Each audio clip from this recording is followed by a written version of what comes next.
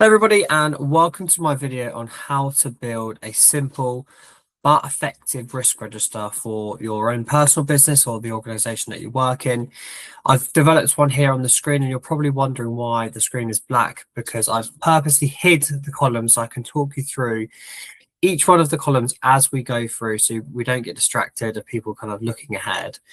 If you stick around to the end of this video, what I'm going to do is I'm going to say a secret word. So at the end of the video, if you comment and obviously you're subscribed and you like the video, if you comment that word into the comment section of this video, I will send you a link to this risk register so you can download it for yourself and you feel free to edit it, adapt it, or do whatever you wish with this risk register. So I'll talk us through each of the columns and my thinking behind each one of these. And yeah, feel free to ask comments as we go through. In the comment section, I'll do my best to get back to everybody. So as you can see on this risk register, I've got column B here. So we've got risk ID.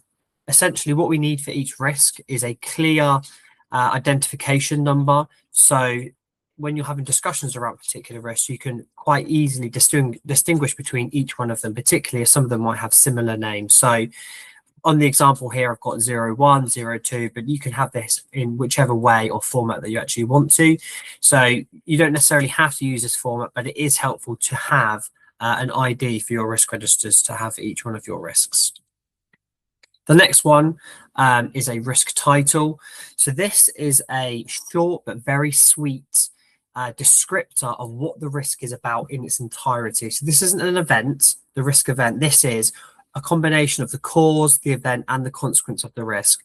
My advice for this part of the risk register is to have your risks to have as short a title as possible that captures the entirety of the risk. So we don't want essays here, and we definitely don't want paragraphs and paragraphs. We want them short and sweet and to the point.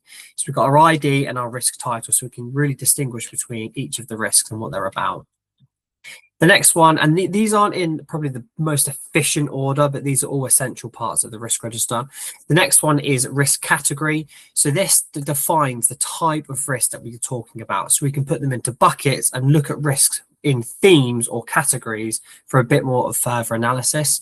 So for this part of the risk register, I often use a drop down. So we're using consistent categories across our organization or our business to make sure we're managing risk in the same way, we're speaking the same language.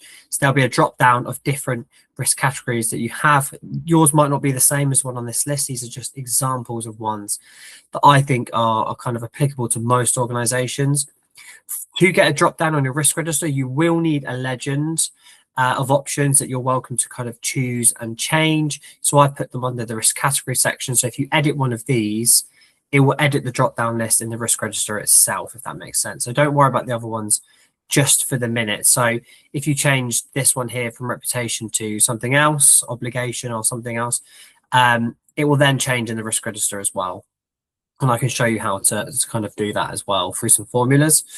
The next one I've got on here is the objectives that are at risk. So one of the key elements of why we're doing risk management is to protect the objectives that we're trying to achieve as an organization. So, the definition of risk is the uncertainty on objectives, according to the Institute of Risk Management. So it's important that we highlight which of our objectives our risk is related to, maybe more than one.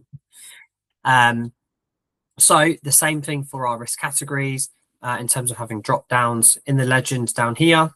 You can put what your objectives are for a team, for your directorate, for your organization, whatever it might be. If you edit these, it'll also edit the drop downs, and you can obviously have more than one objectives in the column. Just like the risk category, you can also analyze your risk based on objectives. So let's say, for example, you filter by objective, your second objective, and you've got loads of burning hot red risks. You know that that objective is less likely to be achieved because of all the things that could happen. Whereas if you did filter by, say, objective one and everything's rosy, the risks are really controlled and they're all green, then you're probably less worried about objective one. Not to say you want to drop the ball, but it gives us that further level of analysis for our risk registers. The next one is risk owner and risk manager. So the risk owner would be the person who's ultimately accountable for our risk register. So this might not be the person who's involved in the risk day to day, but if this risk was to mature and something was to happen, they would be the person who is accountable for the kind of consequences and the impacts of this risk. So they really want to be making sure that this risk is looked at and maintained and run properly by the risk manager. So the risk manager is the person who is looking after the risk day to day. They are making the updates. They are chasing people for updates on controls and actions and other bits and pieces. So typically in organizations, the risk owner would be somebody who's more senior, and the risk manager would probably be someone who's a bit more hands-on and kind of at the coalface of what's going on with the risk. I wouldn't normally recommend the risk owner and the manager being the same person, because it's good to have that accountability that's split between the two roles. Causes. So this is important for a risk register, so we can identify what are the things that are leading towards this risk happening. And it's important to be quite specific in your causes as well, because this is a key way that you can identify preventative controls to prevent your risk from happening in the first place. Because if you can mitigate a cause, then your risk is less likely to happen in the first place. So you'll hopefully bring your likelihood score down if you manage to mitigate some of these key causes of your risk. The next one is our risk event. So what is the key turning point in this risk? So for example, if this thing happens, then it will lead to the consequences. So what is the actual risk event itself? This could be a specific incident that might happen, or an event that might kind of mature, and as a result of that, it will lead to the consequences of the risk, which you'll outline as well. And just like in our causes, we want to be very specific and thorough for our consequences, because if we can outline the potential things that might happen if this risk was to materialize, then we can lower the impact of the risk if we can come up with some specific measures or controls that can kind of bring that score down. So when we look at our causes, we're trying to reduce the likelihood of the risk. When we're looking at our consequences, we're trying to reduce the impact of the risk if it was to happen. So let's say, for example, the risk event could be a fire happening. Once that risk has happened, once that event has happened, the likelihood is 100%. So you'll be looking at your consequences and what you could do to mitigate them. So one example might be you might have a sprinkler system in your building, and that will hopefully mitigate the damage that the fire might cause. Cause to the building. Some of the causes for that could be things like there being hot works going on in the building. There could be people smoking. It could be cooking equipment. It could be anything. So you could try to mitigate some of those to prevent the kind of fire from happening in terms of the event. Next on the register, we've got our risk response. So how are we going to be responding to this risk? What options have we got? So according to the risk management, there are 5 T's. I think there is a 6th one out there as well. But this will be things, if you're already working with risk management, you'll recognize we've got to treat, tolerate, terminate, transfer, and take. So treating risk means that we want to do more to help mitigate this risk further. So we're not happy with the current scores. Tolerate would be we're tolerating the current level of risk we have. So if we have some controls in place, we're going to keep maintaining those, but we're not going to do anything additional. Terminate would be that you're going to completely cease the activity that we're doing. So we want to completely terminate the risk from our kind of universe. Transfer. This is classically done via insurance. So you might take an insurance policy out, for example, and so you'll be transferring the risk to somebody else. And this is often used in upside risk management. So this might be a risk that you might want to take to have a kind of particular benefit. I won't go into too much detail on the opportunity side of risk, because it is a bit more of a kind of mature side of risk management that not many organizations actually do, but I put it in the risk register just in case people did want to use it. Okay, we've got our inherent likelihood and our inherent impact. So I've put a drop down for these as well, from 1 to 5 and from 1 to 5, and this is to match our risk matrix.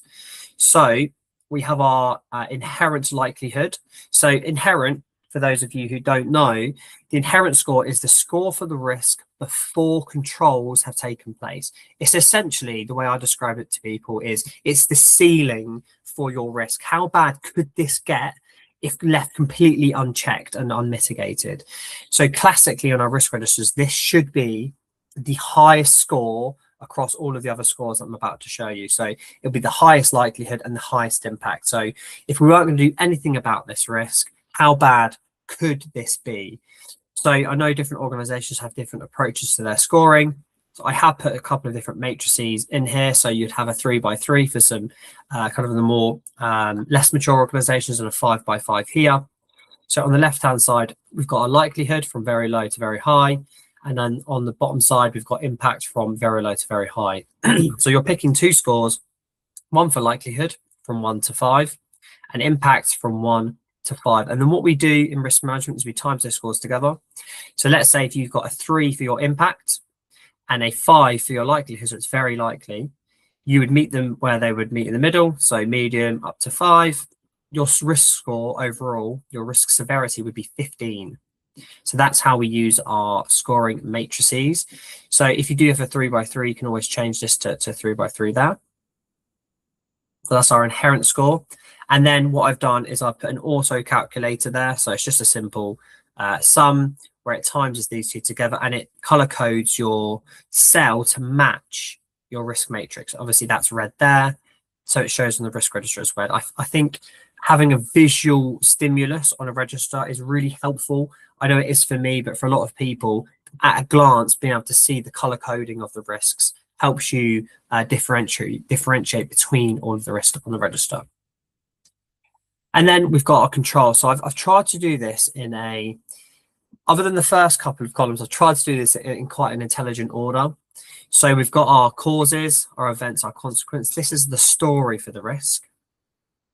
This is how bad the risk could be. How bad could the risk get? But in the real world, more or less, we do have some controls, even if they're not effective.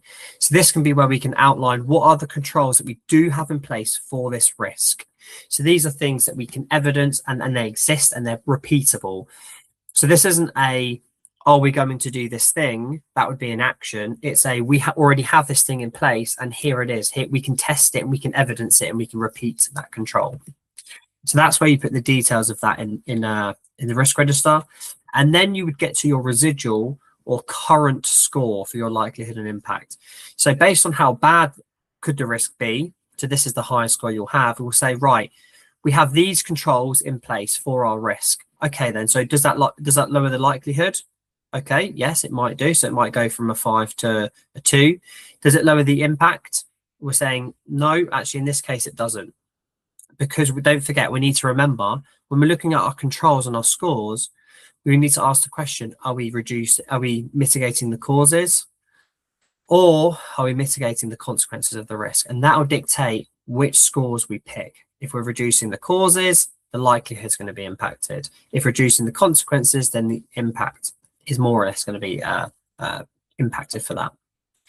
So then what that does, a very similar thing, it would then give you the overall residual score. So again, if I change that to say a 4, it should go up as well. So a 4 and then maybe a 2, and it will change the score for you. So we know inherently it's a 15, but because of the controls we have in place, it's now down to an 8. So, you know, a job well done in mitigating that, but can we get the risk down any further? So this is where we will have our actions for the risk. So actions are things that haven't happened yet, and they're planned to be done. So essentially they should realistically have an owner and a deadline for these things to take place, because we don't just want a risk register to be an information store. We want it to be an actionable store for information that helps drive decisions and obviously reducing risk in an organization. So our mitigating actions will be there, and we can list them, obviously, as much detail as we can do in terms of the owner and the deadlines for those as well. And that gets us to the last set of scores, which is the target likelihood and the target impact. So this, again, should tell a story for the risk. The inherent score is how bad could it get, the ceiling. These are the controls that we have in place currently. This is where we are for the risk score today. And the target is, where do we want to get the risk to? So what's our ambition for the risk? So what we would then do is we would have our actions in this field here, and that should marry up between where the likelihood and the impact should be going. So if our actions are mitigating the causes, we've reduced the likelihood. If our actions are mitigating the impact, it should be getting us to our target impact. And we can see how the risk is performing overall. And that gives us an overall score as well. I put 1-1 here, but that doesn't necessarily mean all risks need to be at 1-1. Sometimes it's not feasible, it's not achievable, it's not affordable, it's not practical. So you need to be quite intelligent in terms of where you want to put your target score to. It has to be somewhere that you actually can get the risk to. And if you're not happy with where you can or can't get the risk target score to, it might actually be that you need to change your risk response. So do we actually want to be tolerating the risk where it is? If we're tolerating a risk, I would generally expect the residual score and the target score to be the same. So it should look like this. So if we're tolerating the risk, we're happy with the current controls, we probably wouldn't have anything in the mitigating actions, and we'll just go from there. And then we'll have to keep reviewing the risk as we go. So the way I've hidden these, and then obviously at the end here, we've got a notes section because there is some contextual information we might want to add. You might want to put some information here about who's reviewed it at when, what sort of changes you've made to the risk. Is there anything notable that people need to know about the risk as well? So these numbers can also be found in the legend. So we've got a score 1 to 5 for likelihood and impact.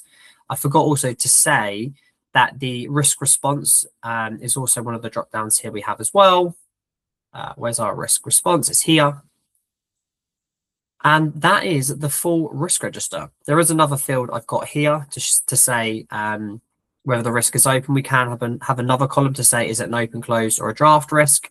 That's a column I can add in for this video. But for the purposes of this tutorial, I think this gives quite a good flavor as to kind of what your risk register should look like. This isn't the most sophisticated of registers, but this will probably get the job done in a lot of organizations. So you don't need to pay expensive consultants or spend hours and hours at end on this.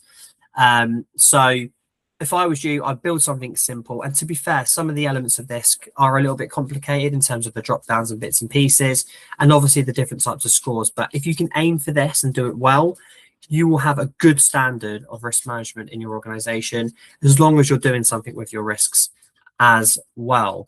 So what I will then do for everybody who's managed to stay to the end of the video, can you please make sure you subscribe to the channel, share this with any colleagues or friends, obviously like the video, and if you could put a comment in at the end. My dog, his name's Barney, so if you write, I don't know, a comment about the video that you liked, and just at the end if you write the word Barney, B-A-R-N-E-Y, what I'll do is I'll reply to your comment, as long as there isn't hundreds, and then I'll send you a link to this risk register that I've got, and essentially it's on a Google doc. So what you can then do is you can either download it yourself, or you can just copy and paste everything to a document for yourself. So then you'll have your own version of this register, and you're more than welcome to edit it, chop things out, add things in, whatever you might want to do, change the colors, change your drop downs, of course, to make it work for you. But hopefully that gives you a general understanding about what kind of good looks like on a register.